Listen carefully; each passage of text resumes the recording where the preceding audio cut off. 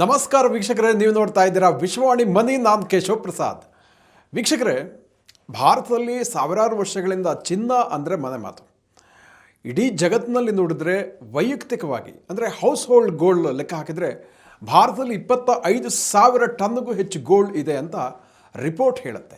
So ಹಾಗಾದರೆ ಕಳೆದ 2 ವರ್ಷಗಳಿಂದ ಈಚೆಗೆ ಚಿನ್ನದ ದರದಲ್ಲಿ ಯಾವ ರೀತಿಯಲ್ಲಿ ಏರಿಕೆ ಆಯಿತು ನಾವು ನೀವೆಲ್ಲ ನೋಡೇ ಇದ್ದೀವಿ.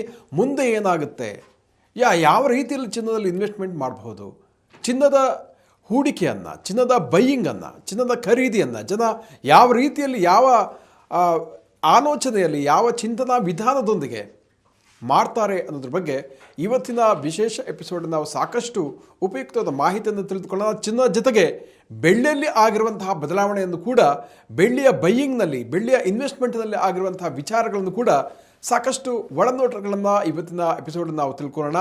ಇದಕ್ಕಾಗಿ ನಮ್ಮ ಜೊತೆ ಇವತ್ತು ನಾಲೆಡ್ಜ್ ಬೆಲ್ನ ಸ್ಥಾಪಕರಾದ ವಿನೋದ್ ತಂತ್ರಿಯವರು ನಮ್ಮ ಜೊತೆ ಇದ್ದಾರೆ. ನೀವು ಸಾಕಷ್ಟು ಅವರ ವಿಡಿಯೋಗಳನ್ನು ನಮ್ಮ ವಿಶ್ವವಾಣಿ ಮನಿ ಯೂಟ್ಯೂಬ್ ಚಾನಲ್ ಆಲ್ರೆಡಿ ನೀವು ನೋಡಿದ್ದೀರಾ. ಸ್ಟಿಲ್ ಒಂದಷ್ಟು ಅವರ ಹೊಸಬರಿಗೆ, ನೀವು ಇದೇ ಫಸ್ಟ್ ಟೈಮ್ ನೋಡ್ತಾ ಇರಿದ್ರೆ ಒಂದಷ್ಟು ಪರಿಚಯ ಹೇಳಿದ್ರೆ, ಸೊ ಅವರು ನಾಲೆಡ್ಜ್ ಬೆಲ್ನ ಸ್ಥಾಪಕರು, MBA ಪದವೀಧರರಾಗಿದ್ದಾರೆ. ಜೊತೆಗೆ 26 ವರ್ಷಗಳ ಸುದೀರ್ಘ ವೃತ್ತಿಪರ ಅನುಭವವನ್ನು ಹೊಂದಿದ್ದಾರೆ. ಜೊತೆಗೆ ಮ್ಯೂಚುವಲ್ ಫಂಡ್, ಬಾಂಡ್ ವಲಯದಲ್ಲಿ ಸಾಕಷ್ಟು ತರಬೇತಿ ಪ್ರಾಜೆಕ್ಟ್ಗಳನ್ನು ಕೂಡ ನಡೆಸಿದ್ದಾರೆ. ಸೆಬಿ, NSE, NISMನಿಂದ ತರಬೇತಿ ಪಡೆದಂತಹ ಟ್ರೈನರ್ ಕೂಡ ಆಗಿದ್ದಾರೆ. ಬನ್ನಿ ಕಾರ್ಯಕ್ರಮಕ್ಕೆ ಅವರನ್ನ ವೆಲ್ಕಮ್ ಮಾಡೋಣ. ನಮಸ್ಕಾರ ವಿನೋದ್ ತಂತ್ರಿ. ನಮಸ್ಕಾರ. ಸೊ ಅಂದಹಾಗೆ ಚಿನ್ನದ ಬಗ್ಗೆ ಭಾರತದಲ್ಲಿ ಪ್ರತಿನಿತ್ಯ ಚರ್ಚೆ ನಡೀತಾ ಇದೆ. ಸೊ ಚಿನ್ನ ಇಲ್ಲದ ಮನೆಯೇ ಇಲ್ಲ ಅಂತ ಹೇಳ್ಬೋದು. ಅಟ್ ದ ಸೇಮ್ ಟೈಮ್ ಕಳೆದ 2 ವರ್ಷಗಳಿಂದ ಚಿನ್ನದ ದರದಲ್ಲೇ ಉಂಟಾಗಿರುವಂತಹ ಒಂದು ನಭೂತೋ ನಭವಿಷ್ಯತಿ ಅನ್ನುವಂಥ ಒಂದು ದರ ಏರಿಕೆ, ಇದೆಲ್ಲ ಸಾಕಷ್ಟು ಜನ ಅದರ ಬಗ್ಗೆ ಮಾತಾಡ್ತಾ ಇದ್ದಾರೆ.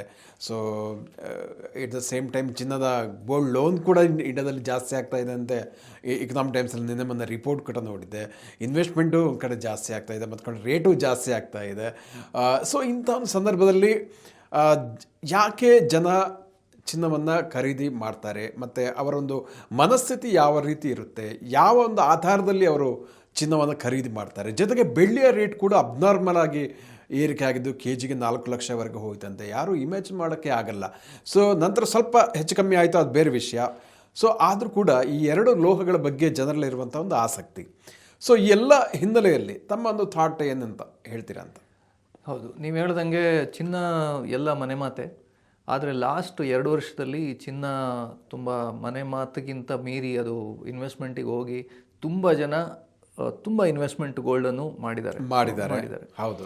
ಸೊ ಆದರೆ ಆಗಿದ್ದೇನು ಅಂತ ನಾವು ಸ್ವಲ್ಪ ಹಿಂದೆ ಹೋಗಿ ಥಿಂಕ್ ಮಾಡಿ ನೋಡಿದ್ರೆ, ಸೊ ಒಂದು ಗೋಲ್ಡ್ ಪ್ರೈಸಸ್ ಮೇಲೆ ಹೋಗ್ತಾ ಇತ್ತು. ಯಾಕೆ ಮೇಲೆ ಹೋಯಿತು? ಸೆಂಟ್ರಲ್ ಬ್ಯಾಂಕ್ನವರು ಗೋಲ್ಡ್ ಬೈ ಮಾಡಿದ್ರು. ಕರೆಕ್ಟ್. ಮತ್ತು ಬೇರೆ ವಿಷಯಗಳಲ್ಲಿ ಅಂದರೆ ಏನೆಲ್ಲ ಕ್ರೈಸಿಸ್ ಬಂತು, ಯುದ್ಧ ಪರಿಸ್ಥಿತಿಗಳು ಆಗ್ತಾ ಇತ್ತು. ಸೊ ಇಂಥ ಕ್ರೈಸಿಸ್ ಫಸ್ಟು ಟ್ಯಾರಿಫ್ ವಿಷಯದಲ್ಲಿ ಬಂತು, ಮತ್ತು ಯುದ್ಧದ ವಿಷಯದಲ್ಲಿ ಬಂತು. ಸೊ ಈಗ ಕ್ರೈಸಿಸ್ ಬರ್ತಾ ಇರಬೇಕಾದ್ರೆ ಗೋಲ್ಡ್ ಪ್ರೈಸಸ್ ಮೇಲೆ ಹೋಗ್ಲಿಕ್ಕೆ ಸ್ಟಾರ್ಟ್ ಆಯಿತು. ನಿಜ. ಸೊ ಗೋಲ್ಡ್ ಪ್ರೈಸಸ್ ಮೇಲೆ ಹೋಗ್ಲಿಕ್ಕೆ ಸ್ಟಾರ್ಟ್ ಆಯಿತು. ಇದನ್ನು ಫಾಲೋ ಮಾಡಿದವರು TV ಚಾನಲ್ಸ್ಗಳು, ಮೀಡಿಯಾಗಳು, ಅದು ಎಕ್ಸಸ್ ಆಗಿ ಅದನ್ನು ಪ್ರೆಸೆಂಟೇಷನ್ ಮಾಡಿ 1 ರಿಂದ 2 ಪಟ್ಟು ಹೋಗೋ ಒಂದು ವಿಷಯವನ್ನು 1 ರಿಂದ 10 ಪಟ್ಟು ಹೋಗುತ್ತೆ ಅಂತ ಹೇಳೋ ಒಂದು ವಿಷಯಕ್ಕೆ ಬಂದು ಅದು ಎಕ್ಸ್ಟ್ರಾಡಿನರಿ ಗ್ರೋತ್ ತೋರಿಸುತ್ತೆ. ಇನ್ನು ಮುಂದೆ ಗೋಲ್ಡೇ ಒಂದು ರಿಟರ್ನ್ಸ್ ಕೊಡುವಂಥ ಒಂದು ವಿಷಯ ಅಂಥೇಳಿ ಪಬ್ಲಿಕ್ ಒಂದು ಮೀಡಿಯಾ ಪ್ರೊಪಗಾಂಡಾ ಅಥವಾ ನೆರೇಟಿವ್ ಜನರೇಟ್ ಆಯಿತು. ಸೊ ಇನಿಷಿಯಲಿ ಒಂದು ಫಂಡಮೆಂಟಲ್ ಸ್ಟೋರಿಯಿಂದ ಮೇಲೆ ಹೋಗಿರೋ ಗೋಲ್ಡ್, ಅದರ ನಂತರ ಒಂದು ಲೆವೆಲ್ ನಂತರ ಈ ಕತೆ ಅಥವಾ ನರೇಟಿವ್ ಅಂತ ನಾವೇನು ಹೇಳ್ತೀವಿ, ಆ ನರೇಟಿವಿಂದ ಮೇಲೆ ಹೋಗ್ಲಿಕ್ಕೆ ಸ್ಟಾರ್ಟ್ ಆಯಿತು. ಸೊ ಫಂಡಮೆಂಟಲ್ ಸ್ಟೋರಿ ಒಂದು ಕಡೆ ನಿಂತೋಯ್ತು, ಫಂಡಮೆಂಟಲಿಂದ ಪ್ರೈಸ್ ಮೇಲೆ ಹೋಗ್ತಾ ಇತ್ತು. ಈಗ ಪ್ರೈಸೇ ಸ್ಟೋರಿ ಇಟ್ಕೊಂಡೇ ಪ್ರೈಸ್ ಮೇಲೆ ಹೋಗ್ಲಿಕ್ಕೆ ಸ್ಟಾರ್ಟ್ ಆಯಿತು. ಓಕೆ. ಸೊ ಈ ಒಂದು ನಿಟ್ಟಿನಲ್ಲಿ ಎಕ್ಸ್ಟ್ರಾಡಿನರಿ ಗ್ರೋತ್ ಒಂದು ಕಂಡಿತು. ಎಲ್ಲಿ ತನಕ ಬಂತು ಅಂತ ಹೇಳಿದ್ರೆ, ನಾವು ಲಾಸ್ಟ್ ಒಂದು 25-30 ವರ್ಷದ್ದು ಈಕ್ವಿಟಿ ಮಾರ್ಕೆಟ್ ರಿಟರ್ನ್ಸ್ ನಾವು ತೆಗೆದ್ರೆ, ಸೊ ಮತ್ತು ಲಾಸ್ಟ್ 2 ಇಯರ್ಸ್ ಇದ್ದು 3 ಇಯರ್ಸ್ ಇದ್ದು ಈಕ್ವಿಟಿ ಗೋಲ್ಡ್ ರಿಟರ್ನ್ಸ್ ತೆಗೆದ್ರೆ, ಈಕ್ವಿಟಿ ಮಾರ್ಕೆಟನ್ನು ಬೀಟ್ ಮಾಡೋ ಒಂದು ರಿಟರ್ನ್ಸ್ ಗೋಲ್ಡ್ ಕೊಟ್ಟಿತ್ತು. ನಿಜ. ಓಕೆ. ನಾವು ಇದನ್ನು ಪ್ರೆಸೆಂಟ್ ಮಾಡುವಾಗ ಏನಾಯಿತು, ಜನರು ಅಥವಾ ಮೀಡಿಯಾ ಇದನ್ನು ಗೋಲ್ಡ್ ಏನಿದೆ ಇಕ್ವಿಟಿ ಮಾರ್ಕೆಟ್ಗಿಂತ ಚೆನ್ನಾಗಿ ರಿಟರ್ನ್ಸ್ ಕೊಟ್ಟಿದೆ ಅಂಥೇಳೋ ಒಂದು ನರೇಟಿವ್ ಫಾರ್ಮೇಷನ್ ಆಯಿತು. ತುಂಬ ಜನ ಇದನ್ನು ನಂಬಿದ್ರು ಹೌದು. ಈ ನಂಬಿಕೆಯಿಂದ ಇಲ್ಲಿಂದ ಚೇಸಿಂಗ್ ರಿಟರ್ನ್ಸ್ ಸ್ಟಾರ್ಟ್ ಆಯಿತು. ಅಂದರೆ ನಾನೇನೋ ಮಿಸ್ ಮಾಡಿಬಿಡ್ತೀನಿ, ಇದು ಲೈಫ್ ಟೈಮ್ ಒಂದು ಆಪರ್ಚುನಿಟಿ, ಗೋಲ್ಡ್ ಎಲ್ರಿಗೂ ಅರ್ಥ ಆಗೋ ವಿಷಯ, ಸೊ ಯಾರಿಗೂ ವಾಪಸ್ ಅದಕ್ಕೊಂದು ವಿಡಿಯೋ ಮಾಡೋದಾ ಅಥವಾ ಅಡ್ವರ್ಟೈಸ್ಮೆಂಟ್ ಮಾಡೋದು ಅಗತ್ಯ ಇಲ್ಲ. ಸೊ ಎಲ್ಲರೂ ಹೋಗಿ ಬೈ ಮಾಡ್ಲಿಕ್ಕೆ ಸ್ಟಾರ್ಟ್ ಆಯಿತು. ಫಂಡಮೆಂಟಲ್ ನಿಂತೋಯ್ತು. ಯಾರಿಗೆ 2 ವರ್ಷದ ಹಿಂದೆನೇ ಲಾರ್ಜ್ ಇನ್ವೆಸ್ಟರ್ಸ್ ಏನಿದ್ದಾರೆ ಅವರು ಫಸ್ಟಿಗೆ ಬೈ ಮಾಡಿ ಇಟ್ಕೊಂಡಿದ್ರು. ಓಕೆ, ಇದು ಕಂಟಿನ್ಯೂ ಆಯ್ತಾ ಹೋಯ್ತು. ಮತ್ತು ಡಿಮಾಂಡ್ ಅಂದರೆ ನೀವು ಬೈ ಮಾಡಿದ್ರಿಂದಲೇ ಪ್ರೈಸ್ ಮೇಲೆ ಹೋಯ್ತಾ ವಿನ ಅದರ ಫಂಡಮೆಂಟಲ್ಸ್ ಏನಿದೆ ಎಷ್ಟಕ್ಕೆ ನಿಲ್ಲಬೇಕಿತ್ತು ಅಷ್ಟಕ್ಕೆ ನಿಂತಿದೆ. ಸೊ 2 ವರ್ಷದ ಹಿಂದೆ ಇನ್ವೆಸ್ಟ್ ಮಾಡಿದವರು, ಈಗ ನಮ್ಮದೇ ಒಂದು ವಿಡಿಯೋ ಇದೆ 2 ವರ್ಷದ ಹಿಂದೆ, ಓಕೆ, ಗೋಲ್ಡ್ ಬಗ್ಗೆ. ಸೊ ಅಲ್ಲೇ ಆಗ ಬೈ ಮಾಡಿ ಆಗಿತ್ತು. ಈಗ ರಿಟೇಲ್ ಇನ್ವೆಸ್ಟರ್ಸ್ ಏನಿದ್ದಾರೆ ಅಲ್ಲಿ ಬಂದು ಪೀಕಲ್ಲಿ ಅವ್ರು ಬೈ ಮಾಡ್ಲಿಕ್ಕೆ ಸ್ಟಾರ್ಟ್ ಮಾಡಿದ್ರು. ಅವರ ಮೆಂಟಾಲಿಟಿ ಏನಿತ್ತು, ಲಾಸ್ಟ್ 2 ವರ್ಷದಿಂದ ರಿಟರ್ನ್ಸ್ ಮೇಲೆ ಹೋಗ್ತಾ ಇದೆ, ಇನ್ನೂ ಮೇಲೆ ಹೋಗುತ್ತೆ, ಅದಕ್ಕಿಂತ ಮೇಲೆ ಹೋಗುತ್ತೆ. ಲಾಸ್ಟ್ 2 ವರ್ಷದಲ್ಲಿ 100% ಮೇಲೆ ಹೋಗಿದೆ, ಇನ್ನೂ 2 ವರ್ಷದಲ್ಲಿ 100%. ಅದಕ್ಕೆ ನಾವು ಏನು ಹೇಳ್ತಾರೆ, ಅದನ್ನೇ ಕ್ಯಾಲ್ಕುಲೇಟ್ ಮಾಡಿದ್ರೆ ನಾನು ಗೋಲ್ಡ್ ಬಿಟ್ಟರೆ ಬೇರೆ ಏನೂ ಬೇಡ, ಸ್ಟಾಕ್ ಮಾರ್ಕೆಟ್ ಏನು ಕೊಟ್ಟಿಲ್ಲ 2 ವರ್ಷದಿಂದ ರಿಟರ್ನ್ಸ್. ಹಾಗೆ ಒಂದು ಮೆಂಟಾಲಿಟಿಯಲ್ಲಿ gold prices FOMO, fear of missing out ಅಂತ ಹೇಳ್ತೀವಿ ನಾವು. ಹೌದು, ಇದೇ ನಿಟ್ಟಿನಲ್ಲಿ ನಾನು ಬೈ ಮಾಡ್ತೀನಿ, ಇನ್ನೂ ಮೇಲೆ ಹೋದರೆ ಮತ್ತೆ ಸಿಗದಿದ್ರೆ ಅಂಥೇಳೋ ಒಂದು ವಿಷಯದಲ್ಲಿ ಬೈ ಮಾಡ್ಕೊಂಡು ಹೋಗಿ ರಿಟೇಲ್ ಇನ್ವೆಸ್ಟರ್ಸ್ ಆ ಪೀಕಲ್ಲಿ ಜನರಲಿ ಎಲ್ಲದರಲ್ಲೂ ಹಂಗೆ ಆಗೋದು. ಓಕೆ, ಪೀಕಲ್ಲಿ ಬಂದು ಬೈ ಮಾಡೋದು. ಸೊ ಗೋಲ್ಡ್, ಸಿಲ್ವರು ಅದರಿಂದ ಕರೆಕ್ಷನ್ ಆಯಿತು. ಕರೆಕ್ಟ್. ಓಕೆ, ಸೊ ಇವತ್ತು ಲಾರ್ಜ್ ಇನ್ವೆಸ್ಟರ್ಸು ಅಥವಾ professionally investors, I will say large ಇನ್ವೆಸ್ಟರ್ಸ್ಗಿಂತ ಪ್ರೊಫೆಷ್ನಲ್ ಇನ್ವೆಸ್ಟರ್ಸ್ ಏನಿದ್ದಾರೆ ಅವರು ಸುಮಾರು 1.5 ವರ್ಷ 2 ವರ್ಷ ಹಿಂದೆಯೇ ಗೋಲ್ಡನ್ನು ಬೈ ಮಾಡಿ ಕೂತ್ಕೊಂಡಿದ್ದಾರೆ. ಸೊ ಅವರಿಗೆ ಈ ಕಂಪ್ಲೀಟ್ ಪೀಕ್ ರಿಟರ್ನ್ಸ್ ಏನಿದೆ ಅದು ಸಿಕ್ಕಿದೆ. ಬಟ್ ರಿಟೇಲ್ ಹೋಗಿ ಏನು ಕೂತ್ಕೊಂಡಿದ್ದಾರೆ, ಓಕೆ, ಅವರಿಗೆ ಅಷ್ಟೊಂದು ರಿಟರ್ನ್ ಸಿಕ್ಕಿಲ್ಲ. ಇನ್ಫ್ಯಾಕ್ಟ್ ತುಂಬ ಜನ ನೆಗೆಟಿವ್ ಅಲ್ಲಿದ್ದಾರೆ ಇವಾಗ. ಕರೆಕ್ಟ್. ಅಂದರೆ ಪೀಕಲ್ಲಿದ್ದಾಗ ಬೈ ಮಾಡಿದ್ರೆ ಈಗ ಕರೆಕ್ಷನ್ ಆಗ್ತಾ ಇದೆ, ಡೌನ್ ಆಗಿದೆ.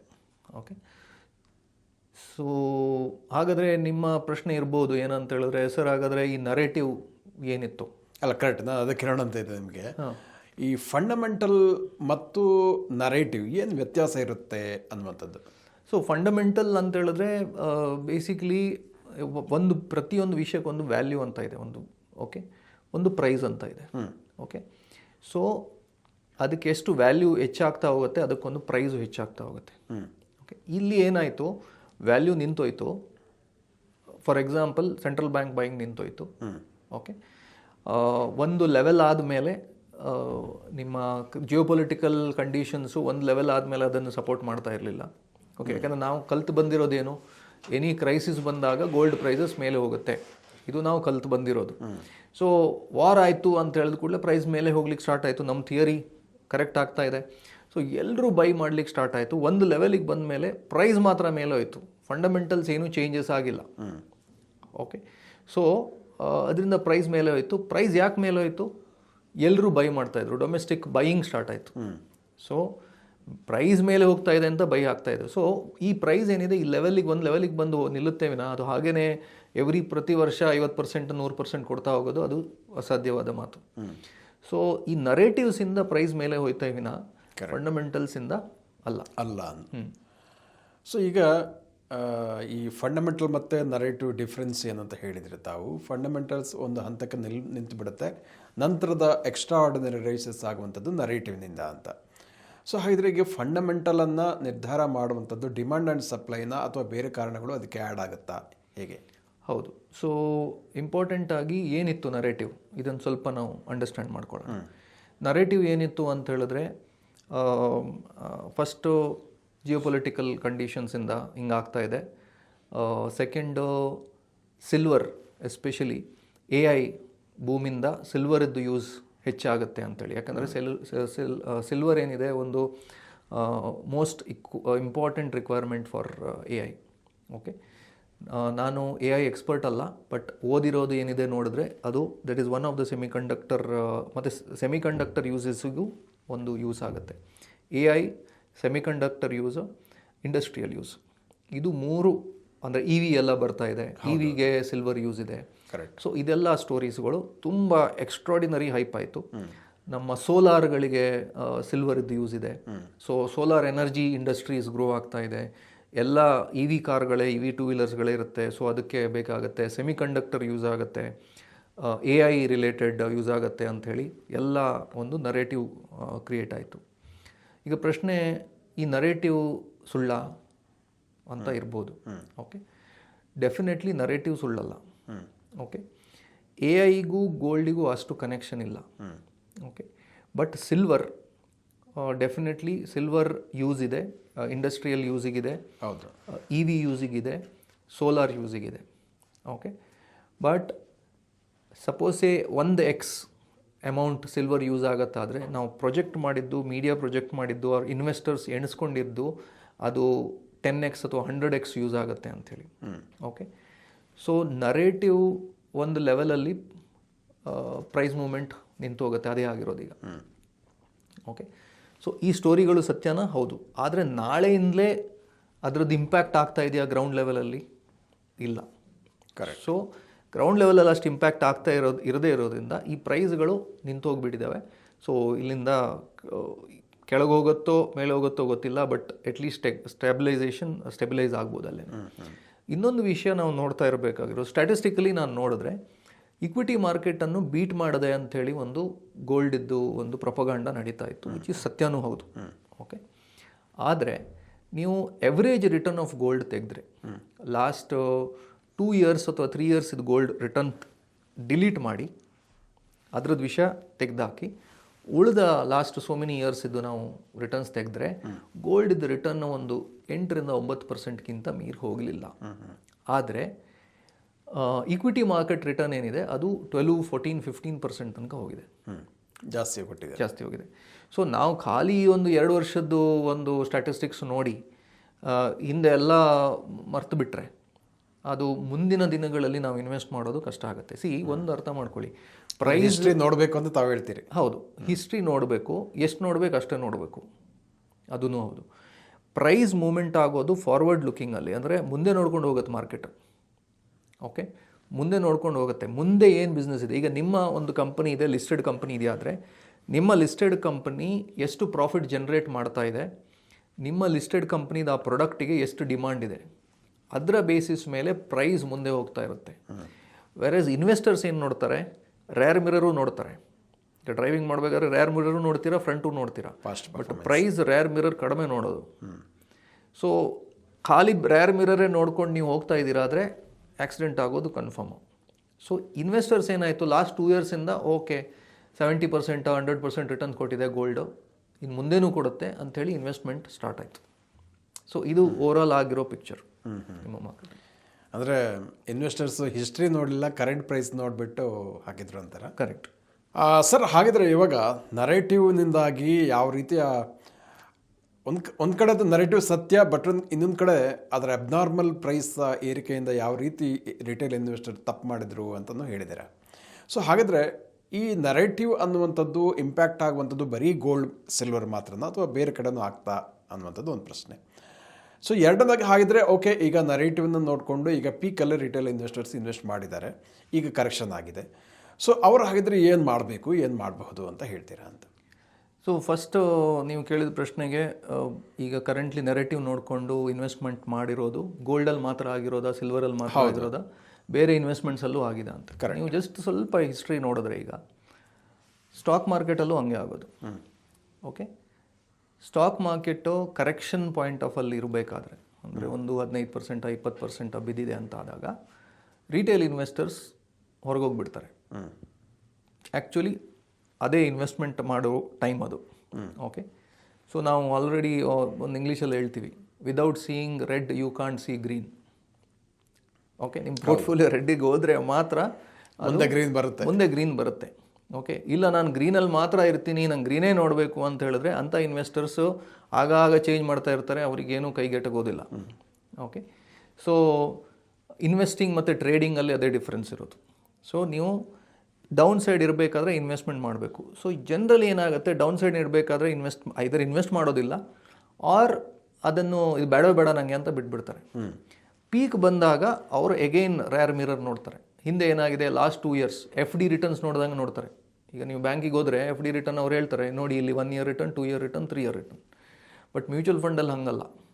ಮ್ಯೂಚುವಲ್ ಫಂಡಲ್ಲಿ ಮುಂದೆ ಏನಾಗುತ್ತೆ ಅದು ಇಂಪಾರ್ಟೆಂಟು. ಸೊ ಮಾರ್ಕೆಟ್ ಚೇಸ್ ಮಾಡಿಕೊಂಡು ಹೋಗ್ಲಿಕ್ಕೆ ಆಗೋದಿಲ್ಲ. So last 3 year return doesn't mean next 3 year return. Psychologically investor ಹಾಗೆ ಅರ್ಥ ಮಾಡ್ಕೊಳ್ತಾರೆ, 3 ವರ್ಷದ ರಿಟರ್ನ್ 20% ಇದೆ, ಚೆನ್ನಾಗಿದೆ ಇದು. ಸೊ ಅದು ಗೋಲ್ಡಲ್ಲೂ ಆಗಿದೆ, ಸಿಲ್ವರಲ್ಲೂ ಆಗಿದೆ, ಕ್ರಿಪ್ಟೋದಲ್ಲೂ ಆಗಿದೆ, ಸ್ಟಾಕ್ ಮಾರ್ಕೆಟಲ್ಲೂ ಆಗಿದೆ, ರಿಯಲ್ ಎಸ್ಟೇಟಲ್ಲೂ ಆಗಿದೆ. ಸೊ ಇದು ಸೈಕಾಲಜಿ, ಇನ್ವೆಸ್ಟರ್ ಸೈಕಾಲಜಿ ಇಂಪ್ಯಾಕ್ಟೇ ವಿನ ಆ ಅಸೆಟ್ ಕ್ಲಾಸ್ ಇದ್ದು ತಪ್ಪಲ್ಲ. ಓಕೆ. ಸೆಕೆಂಡ್ ಕ್ವೆಶನ್ ನೀವು ಕೇಳಿದ್ರಿ, ಈಗ ಆಲ್ರೆಡಿ ಗೋಲ್ಡಲ್ಲಿ ಇನ್ವೆಸ್ಟ್ ಮಾಡಿದವರು ಏನು ಮಾಡಬೇಕು ಅಂತ ಹೇಳೋ ಒಂದು ಉದ್ದೇಶ. ಸೊ ನೀವು ಕೇಳಬೇಕಾಗಿರೋ ಪ್ರಶ್ನೆ, ನೀವು ಯಾಕೆ ಬೈ ಮಾಡಿದ್ರಿ? ಓಕೆ, ಗೊತ್ತಾಗಲಿಲ್ಲ, ಏನೋ ಬೈ ಮಿಸ್ಟೇಕ್ ಆಯಿತು. ಹಾಂ, ಬೈ ಮಿಸ್ಟೇಕ್ ಆಯಿತು. ಬಟ್ ನಿಮ್ಮದು ಉದ್ದೇಶ ಬೈ ಮಿಸ್ಟೇಕ್ ನಿಮ್ಮ ಹತ್ರ ಗೋಲ್ಡ್ ಇಲ್ಲ ಅಂತ ಬೈ ಮಾಡಿದ್ರ, ಅಥವಾ ಯಾರೋ ಯಾವ ಚಾನಲಲ್ಲೋ ಯಾವುದರಲ್ಲೋ ಒಂದು ಗೋಲ್ಡ್ ಬೈ ಮಾಡಿ ಅಂತ ಹೇಳಿದ್ರು, ಪ್ರೈಸ್ ಮುಂದೆ ಹೋಗುತ್ತೆ ಅಂತ ಹೇಳಿದ್ರು ಬೈ ಮಾಡಿದ್ರ, ನೀವು ರಿಸರ್ಚ್ ಮಾಡಿ ಬೈ ಮಾಡಿದ್ರ? ಇದು ಒಂದು ಪ್ರಶ್ನೆ. ಸೆಕೆಂಡ್ ಪ್ರಶ್ನೆ ಏನು ಅಂತ ಹೇಳಿದ್ರೆ, ಎಷ್ಟು ಪರ್ಸೆಂಟೇಜ್ ನಿಮ್ಮ ಟೋಟಲ್ ನೆಟ್ವರ್ತ್ ಇದ್ದು ಎಷ್ಟು ಪರ್ಸೆಂಟೇಜ್ ಬೈ ಮಾಡಿದ್ರಿ? ಓಕೆ, ನೀವೇನೋ 5,000 ಸಾವಿರ ರೂಪಾಯಿದು SIP ಮಾಡಿದ್ದೀರಾ ಗೋಲ್ಡ್, ಸಿಲ್ವರ್, ETF ಅಲ್ಲಿ ಅಥವಾ ಗೋಲ್ಡ್ ಫಂಡಲ್ಲಿ, ಓಕೆ, ನೋ ಪ್ರಾಬ್ಲಮ್, ನಡೀತಾ ಇದೆ. ಇನ್ನೊಂದು 5 ವರ್ಷದಲ್ಲಿ ಗೋಲ್ಡ್ ರಿಕವರಿ ಆಗುತ್ತೆ, ನಿಮ್ದು ಎವರೇಜ್ ಹಾಕ್ಕೊಂಡು ಬರುತ್ತೆ. ಬಟ್ ನೀವು ಸಡನ್ಲಿ ಬಂದು 25 ಲಕ್ಷ 50 ಲಕ್ಷ ಗೋಲ್ಡನ್ನು ಬೈ ಮಾಡಿದ್ದೀರಾ, ನಿಮ್ಮ ಟೋಟಲ್ ಪೋರ್ಟ್ಫೋಲಿಯೋದು 50% ಗೋಲ್ಡೇ ಕಾಣ್ತಾ ಇದೆ, ಆಗ ಇದು ಒಂದು ದೊಡ್ಡ ರೆಡ್ ಮಾರ್ಕ್ ಅಂತ ಹೇಳ್ಬೋದು ನಾನು. ಕರೆಕ್ಟ್. ಓಕೆ, ಯಾಕೆಂದರೆ ನೀವು ಒಂದೇ ಅಸೆಟ್ ಕ್ಲಾಸ್ ಮೇಲೆ ತುಂಬ ಹೂಡಿಕೆ ಮಾಡಿಬಿಟ್ಟಿದ್ದೀರಾ. ಓಕೆ, ಗೋಲ್ಡ್ ಅಲೋಕೇಶನ್ ನಿಮ್ಮ ಟೋಟಲ್ ಅಸೆಟ್ಸ್ ಇದು 10% ಇದೆ, 5% ಇದೆ, ನೋ ಪ್ರಾಬ್ಲಮ್. ಬಟ್ ನೀವು ಇದನ್ನೆಲ್ಲ ತೆಗೆದು ಗೋಲ್ಡಲ್ಲಿ ಹಾಕ್ಬಿಟ್ಟಿದ್ದೀರಾ, ರಿಟೈರ್ಮೆಂಟ್ ದುಡ್ಡನ್ನು ಗೋಲ್ಡಲ್ಲಿ ಹಾಕಿದ್ದೀರಾ, ಯಾವುದೋ ಒಂದೇ FD ಇತ್ತು ನಿಮ್ಮ ಹತ್ರ, ಅದನ್ನು ತೆಗೆದು ಗೋಲ್ಡಲ್ಲೇ ಹಾಕ್ಬಿಟ್ಟಿದ್ದೀರಾ, ಅದು ಈಗ -10% ಇದೆ ಎಂಬುದು ಅದು ಒಂದು ಅಲಾರ್ಮಿಂಗ್ ಕ್ವಶನ್. ಓಕೆ, ಅದು ನೀವು ರೀವಿಸಿಟ್ ಮಾಡಿ ಅದನ್ನು ರೀಸ್ಟ್ರಕ್ಚರ್ ಮಾಡಬೇಕು. Okay, so quantity matters. ನಾನು 5,000 ಆಗ್ತಾಯಿದ್ದೀನಿ, ಓಕೆ, ಕಂಟಿನ್ಯೂ ಮಾಡಿ, ಪ್ಲೀಸ್ ಕಂಟಿನ್ಯೂ ಮಾಡಿ.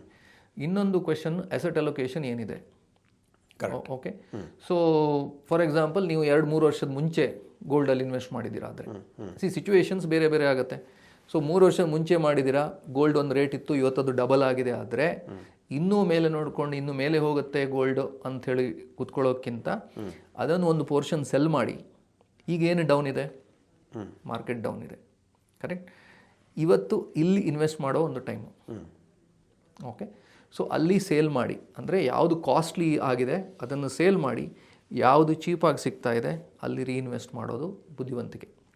ಕರೆಕ್ಟ್. ಓಕೆ, ಸೊ ಇದು ಮಾಡೋದು ಒಂದು ಒಳ್ಳೆ ಒಂದು ವಿಷಯ ಅಂತ ಹೇಳ್ತೀನಿ. ಸರ್, ಸಾಮಾನ್ಯವಾಗಿ ಏನಾಗುತ್ತೆ ಅಂದರೆ, ಸ್ಟಾಕ್ ಮಾರ್ಕೆಟ್ ಮೇಲೆ ಅಮೇರಿಕದ ಫೆಡರಲ್ ರಿಸರ್ವ್ನ ಇಂಟ್ರೆಸ್ಟ್ ರೇಟ್ಗಳು ಇಂಪ್ಯಾಕ್ಟ್ ಆಗುತ್ತೆ. ಫೆಡರಲ್ ರಿಸರ್ವ್ನ ಅಧ್ಯಕ್ಷರು ಮಾತನಾಡಿದ್ರು ಅಂದರೆ ಇಡೀ ಜಗತ್ತು ಕೇಳ್ತಾ ಇರುತ್ತೆ, ನಾಳೆ ಏನಾಗುತ್ತಪ್ಪ, ಏನೋ ಹೇಳಿದ್ರು, ಮುಖ್ಯವಾಗಿ ಇಂಟ್ರೆಸ್ಟ್ ರೇಟ್ ಬಗ್ಗೆ ಏನು ಹೇಳಿದರು ಅನ್ನುವಂಥದ್ದು. ಸೊ ಅದೇ ರೀತಿ ಈ ಫೆಡರಲ್ ರಿಸರ್ವ್ನ ಇಂಟ್ರೆಸ್ಟ್ ರೇಟ್ನಲ್ಲಿ ಆಗುವಂತಹ ವ್ಯತ್ಯಾಸಗಳು ನೇರವಾಗಿ ಚಿನ್ನದ ದರದ ಮೇಲೆ ಇಂಪ್ಯಾಕ್ಟ್ ಆಗುತ್ತಾ ಅನ್ನುವಂಥದ್ದು. ಹೌದು, ಡೆಫಿನೆಟ್ಲಿ. US ಗ್ಲೋಬಲ್ ಲೀಡರ್ಸ್ ಆಗಿರೋದ್ರಿಂದ ಅಲ್ಲಿಯ ಇಂಟ್ರೆಸ್ಟ್ ರೇಟ್ ಮೂಮೆಂಟ್ ಏನಿದೆ ಡೆಫಿನೆಟ್ಲಿ ಇಂಪ್ಯಾಕ್ಟ್ ಆಗುತ್ತೆ. ಫಾರ್ ಸಿಂಪಲ್ ಒಂದು ನಮ್ಮ ಜನತೆಗೆ ಅರ್ಥ ಆಗೋ ಅಂತ ಹೇಳೋದಾದರೆ, ನಿಮಗೆ ಗೋಲ್ಡ್ ಇಂಟ್ರೆಸ್ಟ್ ಕೊಡುತ್ತಾ? ಇಲ್ಲ, ಕೊಡೋದಿಲ್ಲ. So large investors emotionally think ಮಾಡೋದಿಲ್ಲ. ಅವ್ರೇನು ಮಾಡ್ತಾರೆ, gold for example US Fed rate, ಅವರ ಈಲ್ಡ್ ಏನಿದೆ, ಅವ್ರಿಗೆ ಇಂಟ್ರೆಸ್ಟ್ ಅಂತ ಎಣಿಸ್ಕೊಳ್ಳೋಣ, ಇಂಟ್ರೆಸ್ಟಲ್ಲಿ ಚೆನ್ನಾಗಿ ಬರ್ತಾ ಇದೆ ಅಂತ ಆದರೆ ಅವರು ಗೋಲ್ಡ್ ಸೆಲ್ಲಿಂಗ್ ಆಗುತ್ತೆ, ಗೋಲ್ಡ್ ಪ್ರೈಸಸ್ ಕೆಳಗೆ ಬರ್ಲಿಕ್ಕೆ ಸ್ಟಾರ್ಟ್ ಆಗುತ್ತೆ. ವೆರಾಸ್ US Fed rate interest rate ಏನಿದೆ ಅದು ಸಾಫ್ಟ್ ಆಗ್ತಾ ಇದೆ, ಅಂದರೆ ಕೆಳಗೆ ಬರ್ತಾ ಇದೆ ಆದರೆ ಅವ್ರು ಗೋಲ್ಡಲ್ಲಿ ಬಂದು ಕೂತ್ಕೋತಾರೆ, ಆವಾಗ ಗೋಲ್ಡ್ ರೇಟ್ ಇನ್ಕ್ರೀಸ್ ಆಗುತ್ತೆ. ಹೌದು. ಸೊ ಇನ್ವೆಸ್ಟರ್ ಯಾರಾದರೂ ಶಾರ್ಟ್ ಟರ್ಮಿಗೆ ನೋಡ್ತಾ ಇದ್ದಾರೆ ಆದರೆ ಅವರು ಒಂದು US ಫೆಡ್ ರೇಟ್ ಈಲ್ಡ್ ಏನಿದೆ ಅದು ನೋಡ್ತಾ ಇರಬೇಕು. That is one important point. ಹಾಗೆಯೇ ಇವತ್ತು US ಅಲ್ಲಿ ಏನು ಮಾರ್ಕೆಟ್ಸ್ ಮೇಲೆ ತಗೊಂಡು ಹೋಗ್ತಾ ಇದೆ ಅಂತ ಹೇಳಿದ್ರೆ, ಎಸ್ಪೆಷಲಿ AI-ಗೂ ಗೋಲ್ಡಿಗೂ ಅಷ್ಟು ಡೈರೆಕ್ಟ್ ಕನೆಕ್ಷನ್ ಇಲ್ಲ, ಬಟ್ ಸಿಲ್ವರಿಗೆ ಡೆಫಿನೆಟ್ಲಿ ಇದೆ. ನಾನು ಆಲ್ರೆಡಿ ಹೇಳ್ದಂಗೆ ಸೆಮಿ ಕಂಡಕ್ಟರು, ಇಂಡಸ್ಟ್ರಿಯಲ್ ಯೂಸು ಅದು ಇದಾಗುತ್ತೆ. Correct. So US consumption definitely ಹೆಚ್ಚಿದೆ. ಸೊ ಅವ್ರದ್ದು ಕನ್ಸಂಪ್ಷನ್ ಹೆಚ್ಚಾದಂಗೆ ಸಿಲ್ವರ್ ಪ್ರೈಸಸ್ಸು ಹೆಚ್ಚಾಗುತ್ತೆ. ಸೊ ಸಿಂಪಲ್ ಆಗಿ ಹೇಳೋದಾದರೆ, ನಿಮಗೆ gold definitely hedge against equity market ಕೆಳಗೆ ಬಿದ್ದಾಗ ಗೋಲ್ಡ್ ಪ್ರೈಸಸ್ ಮೇಲೆ ಹೋಗೋದು ಕರೆಕ್ಟ್, ಅದು ಕಾಮನ್ ಒಂದು ಅಂಡರ್ಸ್ಟ್ಯಾಂಡಿಂಗ್. ಬಟ್ ಸಿಲ್ವರ್ ಮತ್ತು ಗೋಲ್ಡಲ್ಲಿ ಏನು ಇದು ಬರುತ್ತೆ ಅಂತ ಹೇಳಿದ್ರೆ, ಸೊ ಗೋಲ್ಡ್ ಏನಿದೆ ನಿಮಗೆ ಒಂದು ಸೀಟ್ ಬೆಲ್ಟ್ ಇದ್ದಂಗೆ, ಓಕೆ, ಸೀಟ್ ಬೆಲ್ಟ್ ಇದ್ದಂಗೆ, ಸಿಲ್ವರ್ ಹೆಲ್ಮೆಟ್ ಇದ್ದಂಗೆ, ಎರಡೂ ಬೇಕು, ಆದರೆ proportionately investment. So safety point of view ನಿಮಗೆ ಜಿಯೋಪೊಲಿಟಿಕಲ್ ಕಂಡೀಷನ್ಸ್ ರಾಂಗ್ ಇದ್ದಾಗ ಇದಾದಾಗ definitely gold and silver react ಆಗುತ್ತೆ. ಓಕೆ, ಆ ಪ್ರಪೋರ್ಷನೇಟ್ಲಿ ನಿಮ್ಮ ಪೋರ್ಟ್ಫೋಲಿಯೋದಲ್ಲಿ ಗೋಲ್ಡ್ ಇರಬೇಕೇ ವಿನ, ಗೋಲ್ಡ್ ಆ್ಯಂಡ್ ಸಿಲ್ವರ್ ಇರಬೇಕೇ ವಿನ, ನೀವು ರಿಟರ್ನ್ಸ್ ಚೇಂಜ್ ಮಾಡಿ ಫಿಯರ್ ಆಫ್ ಮಿಸ್ಸಿಂಗ್ ಔಟ್ ನಾಳೆ ಸಿಗೋದಿಲ್ಲ ಅಂಥೇಳಿ ಬೈ ಮಾಡಿದ್ದಿದ್ರೆ ಅದನ್ನು ನೀವು ರೀಕನ್ಸಿಡರ್ ಮಾಡಬೇಕು. ಸೊ ಯು ಎಸ್ ಇದ್ದು ಹೀಗೆ ಇಂಪ್ಯಾಕ್ಟ್ ಆಗುತ್ತೆ. So investors somebody really gold ಬಗ್ಗೆ ನಾನು ಸ್ಟಡಿ ಮಾಡಬೇಕು ಅಂತ ಹೇಳಿದ್ರೆ ಯು ಎಸ್ ಫೆಡರೇಟ್ ಆಲ್ಸೋ ಅವ್ರು ಸ್ಟಡಿ ಮಾಡಬೇಕು. ಸೊ ಈಗ ತಾವು ಭಾಳ ಚೆನ್ನಾಗಿ ಹೇಳಿದ್ರಿ, ಈಗ ನರೇಟಿವ್ ಮತ್ತು ಫಂಡಮೆಂಟಲ್ ಯಾವ ರೀತಿ ವರ್ಕೌಟ್ ಆಗುತ್ತೆ, ಯು ಎಸ್ಸಿನ ಇಂಟ್ರೆಸ್ಟ್ ರೇಟ್ನಲ್ಲಿ ಆಗುವಂಥ ವ್ಯತ್ಯಾಸಗಳು ಯಾವ ರೀತಿ ಇಂಪ್ಯಾಕ್ಟ್ ಆಗುತ್ತೆ ಅಂತ. ಸೊ ಫೈನಲಿ ನಮ್ಮ ರಿಟೇಲ್ ಇನ್ವೆಸ್ಟರ್ಸು ಈಗ ಫಿಸಿಕಲಿ ಗೋಲ್ಡನ್ನು ಹೇಗೂ ಬೈ ಮಾಡ್ತಾರೆ. ಸೊ ಇನ್ವೆಸ್ಟ್ಮೆಂಟ್ ಪರ್ಸ್ಪೆಕ್ಟಿವ್ ದೃಷ್ಟಿಯಿಂದ ನೋಡಿದ್ರೆ ಯಾವುದು ಬೆಟರ್ ಅಂತ ಅನಿಸುತ್ತೆ ತಮಗೆ? ಸೊ ಫಿಸಿಕಲ್ ಗೋಲ್ಡು ಕೆಲವು ರಿಸ್ಕ್ಗಳಿದ್ದಾವೆ. ನಿಮ್ಗೆ ಗೊತ್ತಿದ್ದಂಗೆ ನಮ್ಮ ಒಬ್ಬರು ಎಕ್ಸ್ಪರ್ಟ್ ಹೇಳ್ತಾ ಇದ್ರು, ಇವತ್ತು ನಾವು ಬೇರೆ ಬೇರೆ ಅಸೆಟ್ ಕ್ಲಾಸ್ ತಗೊಂಡ್ರೆ, suppose real estate, stock market, fixed deposit, gold ತೆಗೆದ್ರೆ ಇದರಲ್ಲಿ ರಿಸ್ಕಿಯೆಸ್ಟ್ ಅಸೆಟ್ ಯಾವುದು ಅಂತ ಒಂದು ಪ್ರಶ್ನೆ ಕೇಳಿದ್ರು. ಸಹಜವಾಗಿ ಆನ್ಸರ್ ಏನು ಬರುತ್ತೆ? ಸ್ಟಾಕ್ ಮಾರ್ಕೆಟ್ ಅಂತ ಬರುತ್ತೆ. ಬಟ್ ಅವ್ರು ಹೇಳಿದ್ರು, ನೀವು ನೋಡಿದ್ರೆ ಕರೆಕ್ಟಾಗಿ ಥಿಂಕ್ ಮಾಡಿದ್ರೆ ಹೈಯೆಸ್ಟ್ ರಿಸ್ಕ್ ಇರೋದು ಫಿಸಿಕಲ್ ಗೋಲ್ಡ್. ಓಕೆ, ಯಾಕೆ ಅಂತ ಹೇಳಿದ್ರೆ ನೀವು ಹಾಕಿ ಒಂದು 25 ತೊಲ ಗೋಲ್ಡ್ ಹಾಕ್ಕೊಂಡು ರೋಡಲ್ಲಿ ತಿರುಗಾಡಿ, ಏನಾಗ್ಬೋದು ನಿಮಗೆ? 2 ಜನ ಇಲ್ಲಿ ಅಕ್ಕಪಕ್ಕ ಇರಬೇಕು, ಇಲ್ಲಾಂದರೆ ಕಷ್ಟ. ಹೌದು. ಸೊ ಕಾಮನ್ ಮ್ಯಾನಿಗೆ ಅಕ್ಕಪಕ್ಕ ಇಟ್ಕೊಳ್ಳಿಕ್ಕೆ ಆಗೋದಿಲ್ಲ. ಓಕೆ, ಸೊ ಒಂದು ಅರ್ಧ ಕಿಲೋ ಗೋಲ್ಡ್ ಹಾಕಿ ನೀವು ರೋಡಲ್ಲಿ ತಿರುಗಾಡ್ತಾ ಹೋದರೆ, ಸಂಜೆ ಎಲ್ಲಾದರೂ ಹೋದರೆ ನೀವು ವಾಪಸ್ ಬರೋದು ಕಷ್ಟ. So riskiest asset is gold, physical gold ತಗೊಳ್ಳೋದಾದರೆ. ಸೊ ಇವತ್ತು ಜನ ಏನು ಮಾಡ್ತಾ ಇದ್ದಾರೆ, ಗೋಲ್ಡ್ ತಗೊಳ್ತಾ ಇದ್ದಾರೆ, ಲಾಕಲಲ್ಲಿ ಇಡ್ತಾ ಇದ್ದಾರೆ. ಅವರು ಹಾಕ್ಕೊಳ್ಳುವಷ್ಟು ಇದಿಲ್ಲ, ಎಲ್ಲಾದರೂ ಮದುವೆಗೆ ಎಲ್ಲಾದರೂ ವರ್ಷಕ್ಕೆ 1 ಸಲ 2 ಸಲ ಹಾಕ್ಕೊಳ್ತಾ ಇದ್ದಾರೆ. ಸೊ ಇದು ಕನ್ಸಂಪ್ಷನ್ ಆಫ್ ಗೋಲ್ಡ್. ಅಂದರೆ ನೀವು ಯೂಸ್ ಮಾಡ್ತೀವಿ, ಇದೊಂದು ಶರ್ಟ್ ಹಾಕ್ಕೊಳ್ತಾ ಇದ್ದೀರಿ ಹೇಗೆ, ಈ ಜಾಕೆಟ್ ಹಾಕ್ಕೊಳ್ತಾ ಇದ್ದೀರಿ ಹೇಗೆ, ಹಾಗೇ ಒಂದು ಗೋಲ್ಡ್. ಬಟ್ ನಿಮಗೆ investment point of view gold ಮಾಡ್ತಾ ಇರಾದರೆ, gold investment point of view ನಿಮಗೆ ನೋಡ್ತಾ ಇದ್ದೀರಾದರೆ, ಫಿಸಿಕಲ್ ಗೋಲ್ಡಲ್ಲಿ ನೀವು ಅನ್ನೆಸೆಸರಿಲಿ ಮೇಕಿಂಗ್ ಚಾರ್ಜಸ್ ಕೊಡ್ತೀರಾ, ಸ್ಟೋರೇಜ್ ರಿಸ್ಕು, ಥೆಫ್ಟ್ ಕಳ್ತನ ಆಗೋ ಚಾನ್ಸಸ್ ಹೆಚ್ಚಿದೆ, ಕ್ವಾಲಿಟಿ ಯಾವ್ದು ಕೊಡ್ತಾ ಇದ್ದಾರೆ ಗೊತ್ತಿಲ್ಲ, ನೀವು ಎಲ್ಲಾದರೂ ಹೊಲ್ಮಾಕಿರೋ ಒಂದು ಗೋಲ್ಡ್ ತಗೊಳ್ತೀರಾದ್ರೆ ಅದ್ರ ಕಾಸ್ಟ್ ಹೆಚ್ಚಿದೆ, ಇಲ್ದಿದ್ರೆ ಕ್ವಾಲಿಟಿ ಬಗ್ಗೆ ಟೆನ್ಷನ್ ಇದೆ. ಸೊ ಹೀಗಿರಬೇಕಾದ್ರೆ ನಿಮಗೆ ಗೋಲ್ಡ್ ETF ಅಥವಾ ಗೋಲ್ಡ್ ಮ್ಯೂಚುವಲ್ ಫಂಡ್ಸ್ ಏನಿದೆ ಇದು ಒಂದು ಒಳ್ಳೆ ಆಪ್ಷನ್. ಇದರಲ್ಲಿ ನೀವು ಇವನ್ 1000 ರೂಪೀಸು ಬೈ ಮಾಡ್ಬೋದು, ಎನಿ ಟೈಮ್ ಸೆಲ್ ಮಾಡ್ಬೋದು, ಇಂಟರ್ನ್ಯಾಷನಲ್ ರೇಟ್ ಸಿಗುತ್ತೆ, ಲಾಕರ್ ಬೇಕಂತಿಲ್ಲ, ಓಕೆ, ಮತ್ತು ಮೇಕಿಂಗ್ ಚಾರ್ಜಸ್ ಇರೋದಿಲ್ಲ. ಸೊ ಇದು ಇಷ್ಟೆಲ್ಲ ಅಡ್ವಾಂಟೇಜಸ್ ಬರುತ್ತೆ. ಇನ್ನೊಂದು ಕೆಲವು ಫಂಡ್ಸ್ಗಳಲ್ಲಿ ಗೋಲ್ಡ್ ರಿಲೇಟೆಡ್ ಕಂಪ್ನೀಸ್, ಓಕೆ, ಗೋಲ್ಡಲ್ಲಿ ಬಿಸ್ನೆಸ್ ಮಾಡ್ತಾ ಇರೋ, ಫಾರ್ ಎಕ್ಸಾಂಪಲ್ ನಿಮ್ಗೆ ಗೊತ್ತಿದೆ, ನಾನು ಹೇಳ್ಬೇಕಂತಿಲ್ಲ, ಕೆಲವು ಗೋಲ್ಡ್ ವಾಚ್ ಮಾಡೋರೋ ಕಂಪ್ನಿಗಳಿದ್ದಾವೆ, ಗೋಲ್ಡ್ ಜ್ಯುವೆಲ್ರಿ ಲಿಸ್ಟೆಡ್ ಕಂಪ್ನಿಗಳಿದ್ದಾವೆ. ಸೊ ಗೋಲ್ಡ್ ಪ್ರೈಸ್ ಬಿದ್ರೂ ಈ ಕಂಪ್ನಿಗಳು ಓಕೆ ಚೆನ್ನಾಗಿ ಮಾಡ್ತಾ ಇದ್ದಾವೆ. ಹೌದೌದು. ಓಕೆ, ಪ್ರಶ್ನೆ ಸರ್, ಗೋಲ್ಡ್ ಪ್ರೈಸ್ ಕೆಳಗೆ ಬೀಳ್ತಾ ಇದೆ, ಗೋಲ್ಡ್ ರಿಲೇಟೆಡ್ ಕಂಪ್ನಿಗಳು, okay, gold jewelleries listed companies ತುಂಬ ಇದೆ, ನೋಡ್ಕೊಳ್ಳಿ. ಸೊ ಇದು ಯಾಕೆ ಚೆನ್ನಾಗಿ ಮಾಡ್ತಾ ಇದೆ ಅಂತ ಹೇಳಿದ್ರೆ, ಇಂಡಿಯಾದಲ್ಲಿ ಇವತ್ತಿಗೂ ಈ ಸಣ್ಣ ಸಣ್ಣ ಗೋಲ್ಡ್ ಜ್ಯುವೆಲ್ರಿ ಶಾಪ್ ಹಾಕೊಂಡಿರೋ ಅನ್ಬ್ರ್ಯಾಂಡೆಡ್ ಕಂಪ್ನಿಗಳು ತುಂಬ ಇದ್ದಾವೆ, ಅಂದರೆ ಶಾಪ್ಸ್ಗಳು ತುಂಬ ಇದ್ದಾವೆ. ಇನ್ನೂ ಅದು ಮೇನ್ ಸ್ಟ್ರೀಮಿಗೆ ಬಂದಿಲ್ಲ. ಓಕೆ, ಒಂದು ಪ್ರೊಫೆಷ್ನಲ್ ಇದಾಕಿ ಬಂದಿಲ್ಲ. ಬಟ್ ಜನ ಸ್ವಲ್ಪ ಆರ್ಟ್ ಸೈಡ್ ಮೂವ್ ಆಗ್ತಾ ಇದ್ದಾರೆ. ಈಗ ನಮಗೆ ಏನಿತ್ತು, ಒಂದು ಮನೆ ಹತ್ರ ಒಬ್ಬರು ಅಂಗಡಿ ಇಟ್ಕೊಂಡು ಕೂತ್ಕೊಳ್ತಾ ಇದ್ರು, ಅವ್ರ ಹತ್ರನೇ ಹೋಗಿ ಗೋಲ್ಡ್ ಮಾಡ್ತಾ ಇದ್ವಿ. ಬಟ್ ಈಗ ನೆಕ್ಸ್ಟ್ ಜನರೇಷನ್ ಬ್ರ್ಯಾಂಡೆಡ್ ನೋಡ್ತಾ ಇದ್ದಾರೆ. ಸೊ ಈ branded listed stocks, jewellery stocks ಏನಿದೆ, ಅಲ್ಲಿನೂ ನಿಮಗೆ ಎಕ್ಸ್ಟ್ರಾರ್ಡಿನರಿ ರಿಟರ್ನ್ಸ್ ಕಾಣಬಹುದು. ನಾಟ್ ಜಸ್ಟ್ ಬಿಕಾಸ್ ಪ್ರೈಸ್ ಮೇಲೆ ಹೋಗ್ತಾ ಇದೆ ಅಂತಲ್ಲ, ಅಲ್ಲಿ ಅವರಿಗೆ ಸ್ಕೋಪ್ ಹೆಚ್ಚಿದೆ. ಓಕೆ, ಅವ್ರದ್ದು ಡಿಸೈನ್ ಮೇಕಿಂಗ್ ಕೆಪಾಸಿಟಿ ಜಾಸ್ತಿ ಇದೆ, ಅದೊಂದು ಕಸ್ಟಮರ್ ಎಕ್ಸ್ಪೀರಿಯನ್ಸ್ ಬೇರೆ ಇದೆ. ಹೌದೌದು. ಓಕೆ, ಸೊ ಹಾಗಿರೋದ್ರಿಂದ ಇನ್ವೆಸ್ಟರ್ಸು ಗೋಲ್ಡ್ ತಗೊಳ್ಳೋರು ಅಲ್ಲಿ ಮೂವ್ ಆಗ್ತಾ ಇದ್ದಾರೆ. ಸೊ ಈ ಮ್ಯೂಚುವಲ್ ಫಂಡ್ ಕಂಪ್ನಿಗಳು ಅಂತಹ ಸ್ಟಾಕ್ಸ್ಗಳಲ್ಲೂ ಇನ್ವೆಸ್ಟ್ ಮಾಡ್ತಾರೆ. ಸೊ ಅದು ಒಂದು ಆಪ್ಷನ್. ಸೊ ಒಂದು option physical gold, second option gold ETF, third option gold mutual funds or general mutual funds. Which is into ಹೌದು which partially invest into gold companies, listed companies also. ಭಾಳ ಅದ್ಭುತವಾಗಿ ಚಿನ್ನ ದರ ಯಾಕೆ increase ಆಗುತ್ತೆ, ಅದರ ಹಿಂದೆ ಇರುವಂಥ ಲಾಜಿಕ್ಗಳನ್ನು ಮತ್ತು ಹಿಸ್ಟೋರಿಕಲ್ ಎವಿಡೆನ್ಸ್ ಸಹಿತ ತಾವು ಹೇಳಿದರೆ, ಜೊತೆಗೆ US ಇಂಟ್ರೆಸ್ಟ್ ರೇಟ್ ಯಾವ ರೀತಿ ಇಂಪ್ಯಾಕ್ಟ್ ಆಗುತ್ತೆ, ಆಮೇಲೆ ಯಾವ ರೀತಿಯ ಆಪ್ಷನ್ಸ್ ಇದ್ದಾವೆ ಮತ್ತು ಡಿಫ್ರೆನ್ಸ್ ಏನು ಅನ್ನೋದ್ರ ಬಗ್ಗೆ ಭಾಳ ಅದ್ಭುತವಾಗಿ ನಮ್ಮ ವೀಕ್ಷಕರಿಗೆ ತಿಳಿಸಿಕೊಟ್ಟಿದ್ದೀರಾ. ಅದಕ್ಕಾಗಿ ಧನ್ಯವಾದಗಳು. ವೀಕ್ಷಕರ ಇಂತಹ ಮತ್ತಷ್ಟು ಉಪಯುಕ್ತ ವಿಡಿಯೋಗಳಿಗೆ ವಿಶ್ವವಾಣಿ ಮನಿ ಯೂಟ್ಯೂಬ್ ಚಾನಲನ್ನು ವೀಕ್ಷಿಸಿ ಮತ್ತು ಸಬ್ಸ್ಕ್ರೈಬ್ ಮಾಡಿ. ವಂದನೆಗಳು.